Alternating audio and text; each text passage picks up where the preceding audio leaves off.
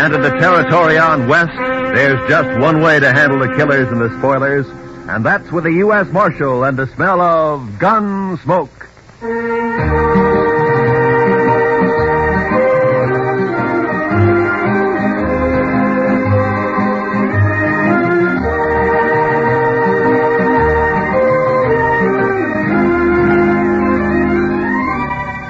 Gunsmoke, starring William Conrad. This story of the violence that moved west with young America. The story of a man who moved with it. Matt Dillon, United States Marshal.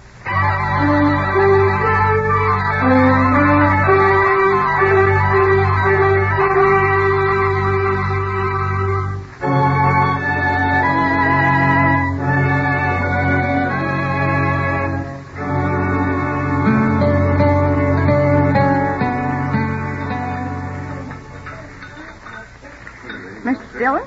Could I give you some more coffee? Yeah, I guess so. How about you, Chester? Yes, sir, I believe I will. Why don't you just leave the coffee pot here on the table, Miss Keller? Why, sure thing, Marshal. Oh, I got some fresh eggs this morning, if you're interested. They were just brought in. Well, good. Cook us up about a half a dozen of them, huh? Have them for you right away, Mr. Dillon. All right. Fresh eggs. My, I'll swear if Delmonico's ain't getting to be about as fancy as some of them Kansas City restaurants. Well, that's civilization, Chester. Progress. Another 5 years and Dodge City will be tamed, curried, and bridled. Seeing's believing, Mr. Dillon. No, you'll see it. Both of us will see it. That is, if we live that long. Yeah. I beg your pardon, gentlemen. You Mr. Dillon, the marshal here? Yes, that's right. Well, I'm sorry to bother you at breakfast, Marshal. My name is Hunter. Ed Hunter. Mr. Hunter? I'm a deputy sheriff from Richmond, Virginia. Come in the Santa Fe this morning. I see. Well, why don't you pull up a chair, Mr. Hunter? Thank you, sir.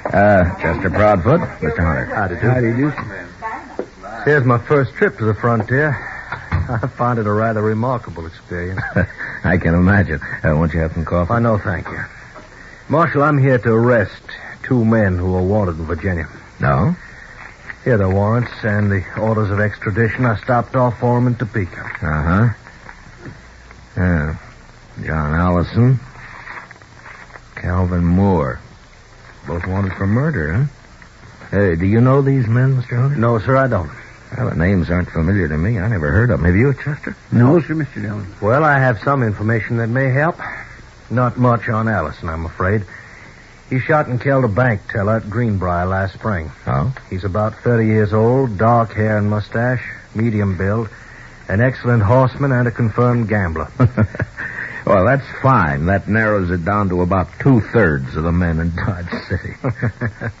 Well, possibly I can do a bit better in regard to Calvin Moore, Mr. Dillon. Now, he came down to Richmond from the north and set up practice as a medical doctor. He was about 29 at the time. And he ambushed and shot young Roger Beauregard and then left town. That was 17 years ago. Beauregard's been trying to trace him ever since.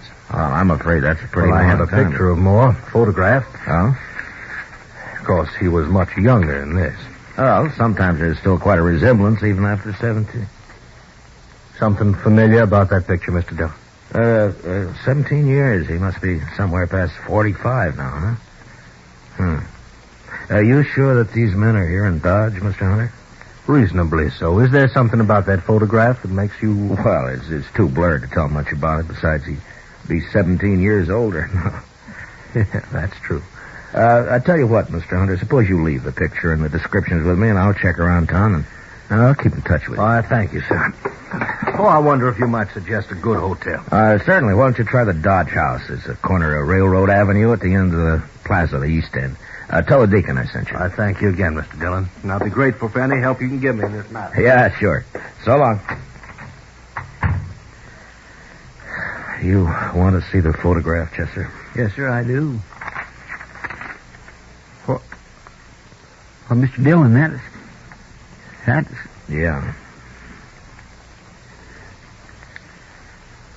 What are you going to do, Mr. Dillon? I don't know, Chester. He's my friend. I never asked him anything about his life before he came here.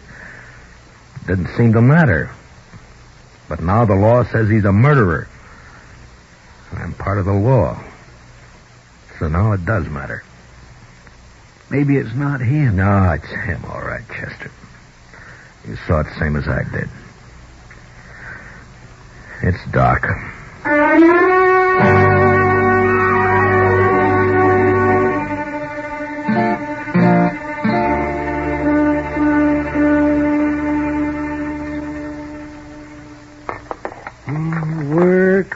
Work. This is the first chance I've had this week to clean a few instruments properly. Gunshot wounds. Oh, man. I'll lay odds I'm the only doctor in the United States who makes 3/4 of his living off of gunshot wounds. That's a rough country, Doc. Yes, indeed, it's a rough country. Maybe you ought to have stayed back east. Huh? See, broken bones, babies, and gunshot wounds. Well, I wouldn't know the first thing about a good civilized case of gout anymore. What part of the East did you come from, Doc? See, I went to medical school in Boston. I studied consumption, colic, liver complaints. Never had a case of liver complaint in all the time I've been here, though. No, I guess that kind of thing is more common down south, around Richmond, Virginia, for instance, huh? Matt, stop beating around the bush. You've got something on your mind, and it's bothering you. Look, Doc, a deputy sheriff from Virginia came in on the morning train. He's got a warrant for murder against a man named Calvin Moore. He's got a photograph of Moore taken 17 years ago. Would you like to look at it? All things are taken from us and become portions and parcels of the dreadful past. Are you Calvin Moore? It wasn't murder, Matt. They said it was murder, of course. The Beauregards were an important family. Would you like to tell me about it? Oh, not much to tell, Matt. I'd been in practice in Richmond about a year.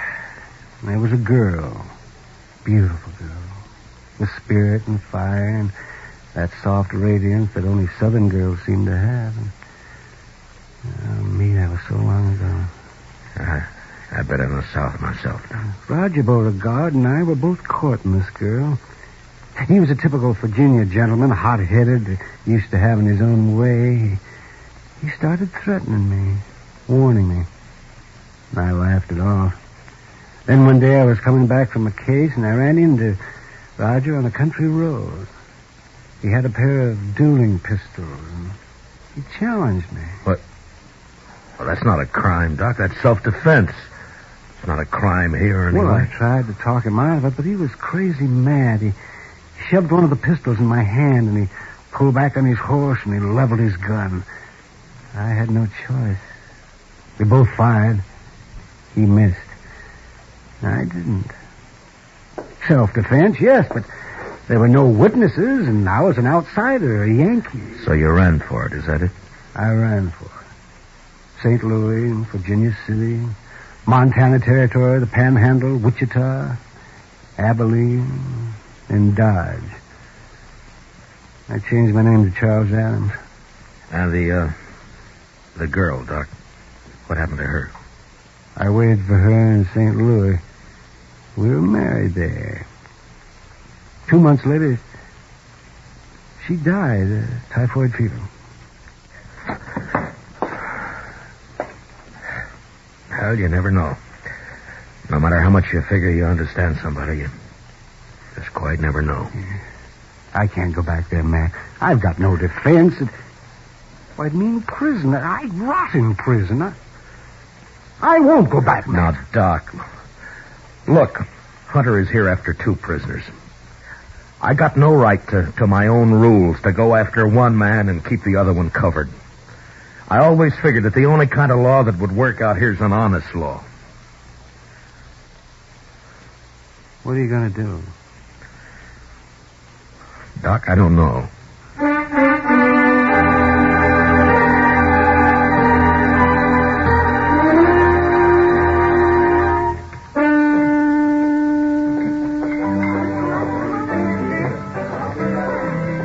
You're late, Matt.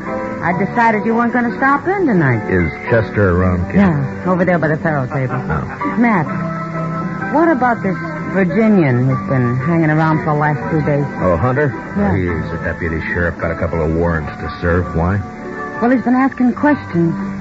Some of the boys are getting a little skittish. Well, there's no call for it as long as they're not named Allison or Moore. Are you free now, Miss Kitty, or are you busy? What's it look like? Well, I figured maybe he was just killing time. Hiya, Marshal. Bunko? Bought you a drink, Kitty. It's over on the bar. All right. Thanks. Matt, I'll be off in a couple of hours. Stop around. Yeah, maybe. I understand you've got a rival lawman in town, Marshal. Well, there's a deputy here from Virginia, if that's what you mean. I always figured you were the law here. Is he short in this town, Marshal? Say the word, we'll run him out. I ever ask you for help, Bunko? Well, no. When a man's short in Dodge, I'll run him out. No offense, You Marshal. keep your own cinch tight. Don't worry about anybody else, huh? I'll see you, Bunko. I swear I never saw anybody such bad luck in all my life. My gracious, he ought to swear off Pharaoh and stick the stud.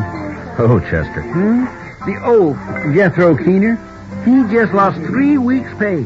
And Bunko Benson, sitting right there beside him, mind you, picked up $230. So that's why he's feeling big.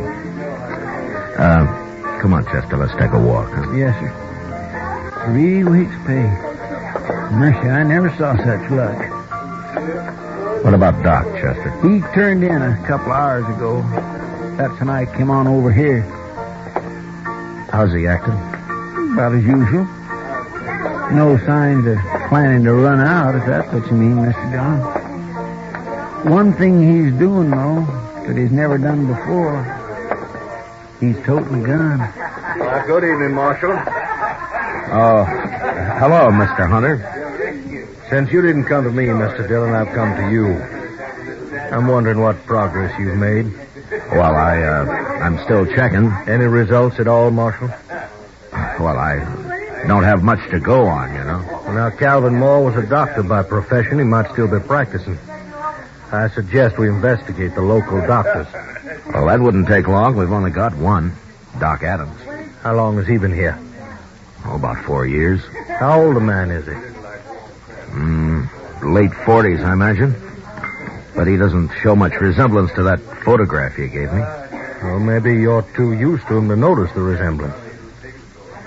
Yeah, maybe. I'd like to look him over myself, Marshal. Well, he's pretty busy out on calls most of the time, and... Not all the time. No, not all the time. All right, Mr. Hunter, I'll bring him around.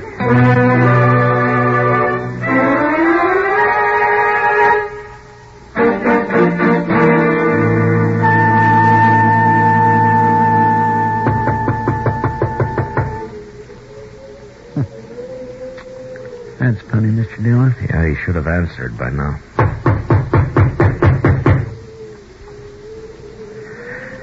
Well, we're wasting our time, Chester. He's gone. Well, now, he might have got called out on a case. Yeah, I know, but I don't...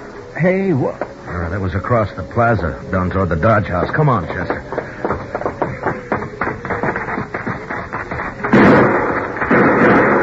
Somebody sure is stirring up the smoke. Yeah, it's across the street. Edge of the railroad yards, I think.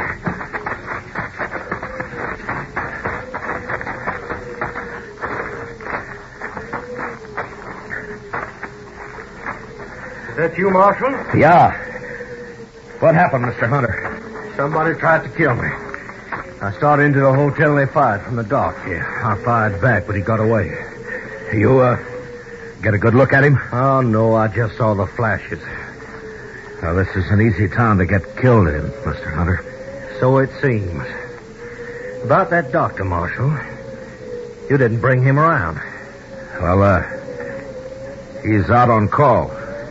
Think I want to meet him more than ever now.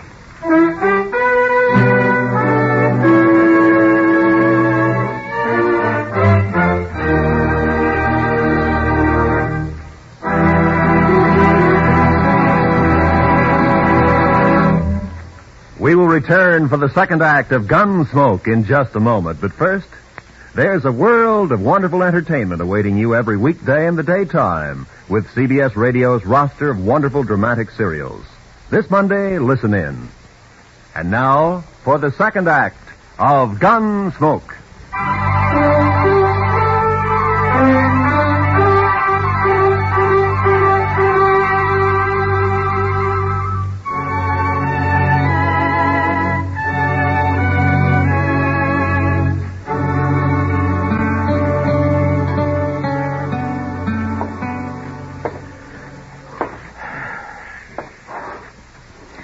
What time is it, Chester? 2:15 a.m., Mr. Dillon. Yeah. I sure hope we don't have to spend the whole night waiting here. I don't see how Doc puts up with the smell of all this medicine. He's used to it, I guess. Yeah. I suppose a man can get used to anything except dying. You think it could have been him that fired those shots, Mr. Dillon? Chester? There's somebody coming.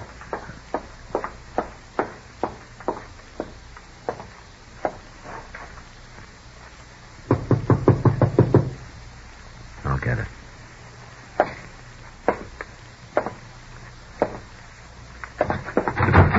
Doc, Marshal. Come on in, Bunko. Doc's not here, but he'll probably be... Oh, what happened to your arm? I got thrown into a barbed wire fence. Here, let's have a look at it, huh? No. It's all right. The gunshot wound. All right, hold it, both of you. Well, is that the same gun you tried to kill Hunter with, Bunko? Stay where you are, Marshal. Yeah. Around 30 years old, dark hair, mustache, medium build, excellent horseman, confirmed gambler. Wanted for murder. John Allison. Alias Bunko Benson. Am I right, Bunko? He's not taking me back there. You stay where you are, Dillon. Now, don't be a fool, Bunko. Put away the gun. Stay back. I'm warning you. Bunko, look! All right, Chester, let's get him over to the jail.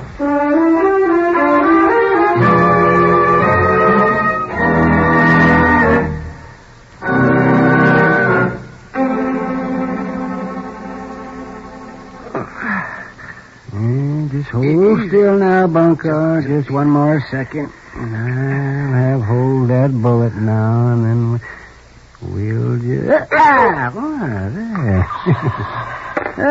Now, add that one to your collection, Matt. Well, I'll make Hunter a present of it. It wasn't bad shooting to be firing in the dark at a gun flash. He'll never get me back to Virginia. Now, hold still, Bunko. Don't expect a man to tie a bandage with your arm waving around like a mare's tail in fly time. Say, how'd you know he'd come to my office, Matt? I didn't, Doc. We were waiting for you. Oh, I see. Mm-hmm. There we are. No. That ought to stop the bleeding. And don't loosen it up any. And you'll live to hang yet. Don't worry about my hanging, Doc. I'll outlive you.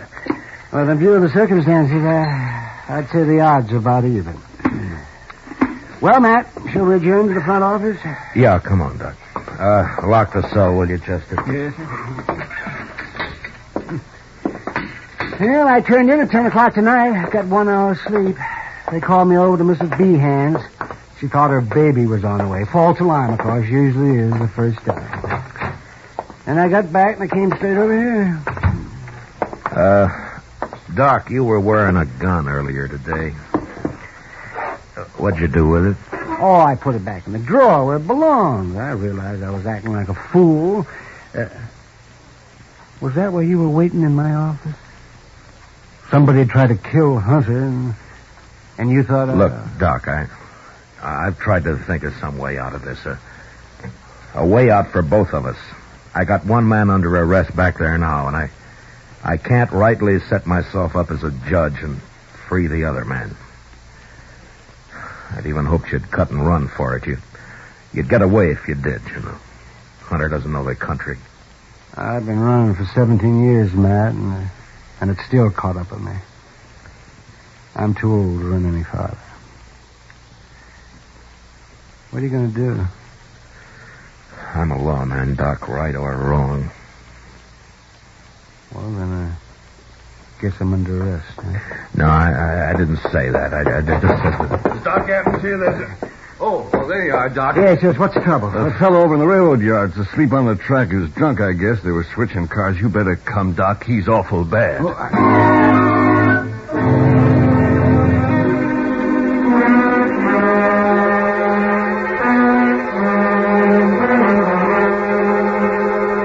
I got 2 lanterns, Mr. Dillon. That ought to be enough. Good, Chester. You ready, Doc? Ready as I'll ever be. All right, let's go then.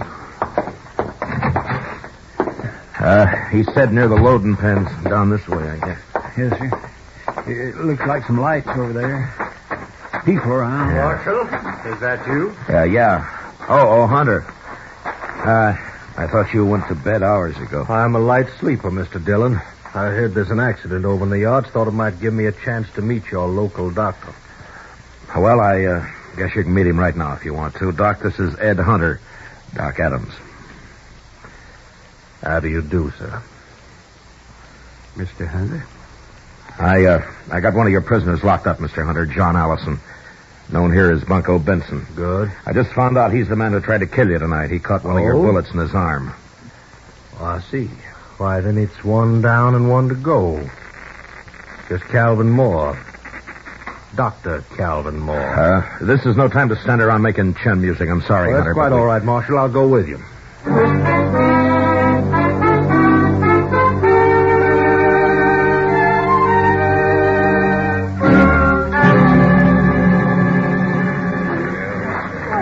Will you pardon us, please? All right, will you move back and let us through here, please? Here, Doc, this way. Yeah, I'm right with you, Matt. Please stand back now, will you? Give Doc a chance to Yes, work. please, if you please, just stand back. Bad is right. Well, we'll do what we can. Come on. That man who's hurt, Marshal, who is he? Oh, just a drifter. Been around Dodge a couple of years. Calls himself Texas Joe. No friends or family. Nobody knows where he came from. It's the usual story. Easy now, Tex. We'll have you fixed up here in just a couple of shakes. Is that you, Doc? That's right. I told him, get you. Be all right if you got here. Why, sure, it'll be all right. You just lie still now. Yeah. Certainly has to work under primitive conditions. Doc? Yeah. Chester, will you get those lanterns going and give Doc some more light? Yes, Mr. Dillon. Yeah, he's the only real doctor this side of Abilene. Dillon? Is there anything I can do to help? I guess not, Miss Kelly. Thanks anyway. Poor old Tex. Why, he stopped in the restaurant not more than 4 hours ago. I fixed him a meal. You never know.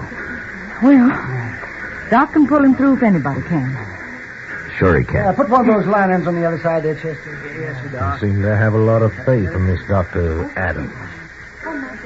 They've got reason to, Mr. Hunter. Matt, could you give me a hand here? Oh, yeah. Yeah, sure, Doc. Lift his head up just a little bit there, Matt. Yeah, all right. Not much of a chance. All I can do is make him comfortable. Marshal Dillon, Now, don't try to talk, Texie. You're going to be all right. you've been decent to me, Marshal. Just a bum, but you treated me square. You and Doc, only friends I got. Sure, Tex. I got one more favor to ask. Could someone read me some scripture? Oh, Tex, I just don't recall any at the Marshal, moment. I know some. Mrs. Kelly, I doubt if you can hear. I can hear. Please. The Lord is my shepherd. I shall not want. He maketh me to lie down in green pastures.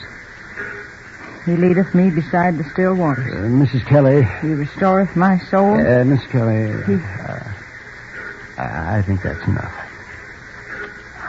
Poor soul.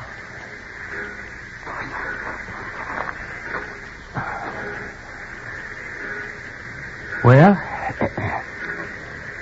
you can't win them all, I guess. No, you can't win them all, Doc. Well, Doctor, as the only physician here, I suppose you also function as coroner. That's right. Yes. This man will be bearing the name of Texas Joe. Don't you worry about that. Boot Hill is full of men buried under nicknames. In this country, we... Doc! What you want? Doc, I just came to... Oh. What, Kitty? Oh, Doc, I've been sitting up with Mrs. B, and you left too soon. She needs you over there right away. Well, then it wasn't a false alarm. No. All right, Kitty, I'll be there just as quick as I can, but... Well, as soon as I... Kitty, you go on back over and do what you can for her, huh? Doc will be along. All right, Matt, but you better hurry.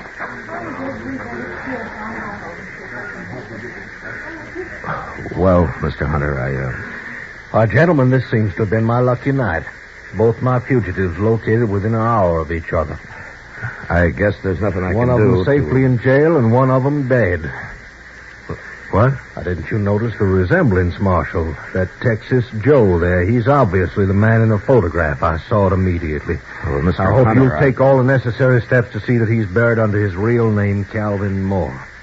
His death, of course, closes the case, and I'll be leaving for Virginia with my other prisoner tomorrow. Well, Mr. Hunter, I just don't know what to say. Now, I'd say it's no time to stand around making chin music, Dr. Adams. You have a patient waiting, and this town seems to depend on you. Well, of course, but... Hey, you got work to do, Doc. And, Doc, make sure it's a boy, huh? Well, I'll do my darndest, Matt. Yeah. Well, good night, gentlemen. Good night, Doc. Good night, Doc.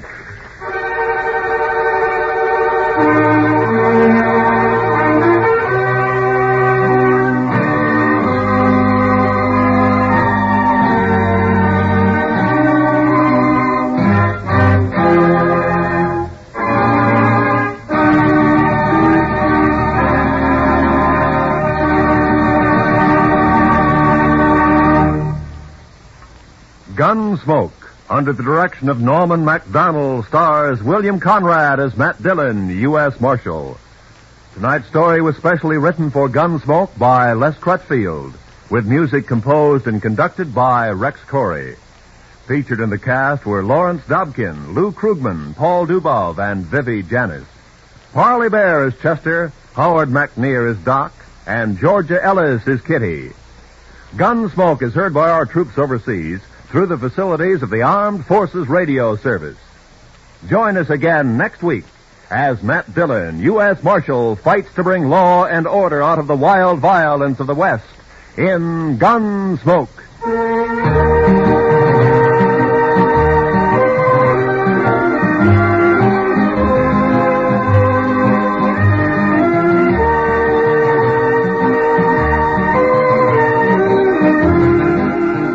Tomorrow evening, listen for Lionel Barrymore, your host on CBS Radio's Sunday Night Playhouse. There'll be another specially selected historical drama or a classic from literature with a cast of stars perfectly suited for the roles in the story. Every Sunday evening, hear Lionel Barrymore on your Sunday Night Playhouse over most of these same CBS radio stations. Truly an outstanding dramatic experience here at the Star's address. Roy Rowan speaking. And remember, for thrilling dramas of escape, listen every Sunday night to the CBS Radio Network.